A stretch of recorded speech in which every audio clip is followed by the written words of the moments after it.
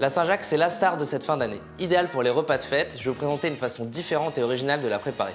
Pour accompagner cette Saint-Jacques, je vais réaliser une sauce à base de laitue de mer en utilisant le mixeur plongeant de la gamme rétro Russell Hobbs.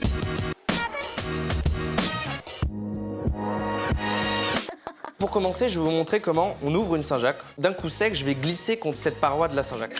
Hop, on a une Saint-Jacques qui n'a pas été abîmée. Petite astuce pour retirer la noix, je vais racler à l'aide de cette cuillère du côté du nerf. Je tourne et là elle est propre. Ici, c'est ce qu'on appelle les bardes. Il faut les garder, ça va nous aider à faire notre sauce aussi. La recette, je vais l'accompagner d'un produit qui est vraiment purement de saison, c'est la courge. Je vais assaisonner mes Saint-Jacques avec de l'huile de courge.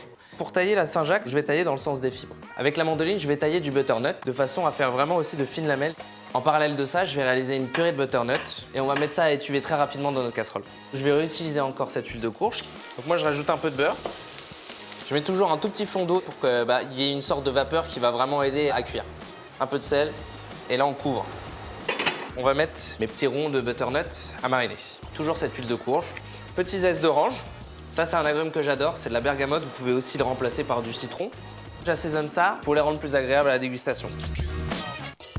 Maintenant, je vais mixer cette purée avec le blender. Pourquoi le blender? Parce que le blender Russell Hobbs, c'est 4 lames et donc du coup, ça va avoir une puissance de mixage qui va être beaucoup plus forte qu'un mixeur plongeant par exemple. Donc là, c'est fini. On a un résultat qui est parfait, qui est bien lisse. Maintenant, on va commencer le montage. L'idée, ça va être de réaliser un rectangle. Toujours assaisonné, fleur de sel, quelques gouttes de bergamote, un peu de jus d'orange aussi. Et là, je recommence mon montage exactement comme un millefeuille. Assaisonnement, toujours, pas trop de sel, un petit jus, très peu de zeste. Dernier montage. Avec un papier sulfurisé, je vais bien presser pour que toutes les couches adhèrent ensemble.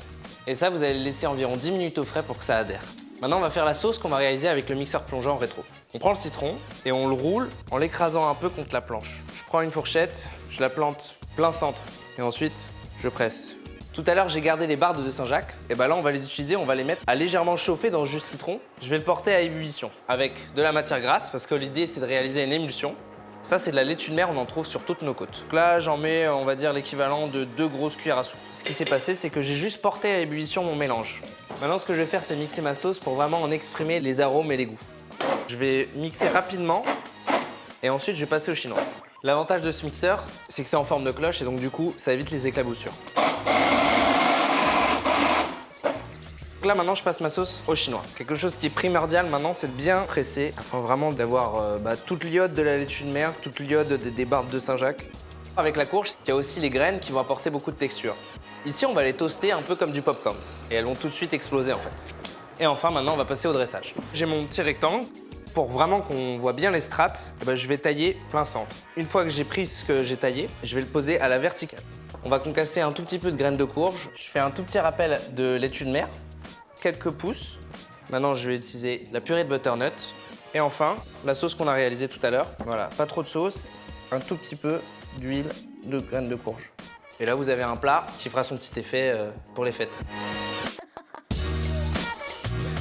J'ai utilisé de la courge pour cette recette, mais vous pouvez vraiment laisser libre cours à votre imagination. La recette est déjà sur le site internet. On se retrouve très vite en cuisine pour de nouvelles idées avec Russell Hobbs.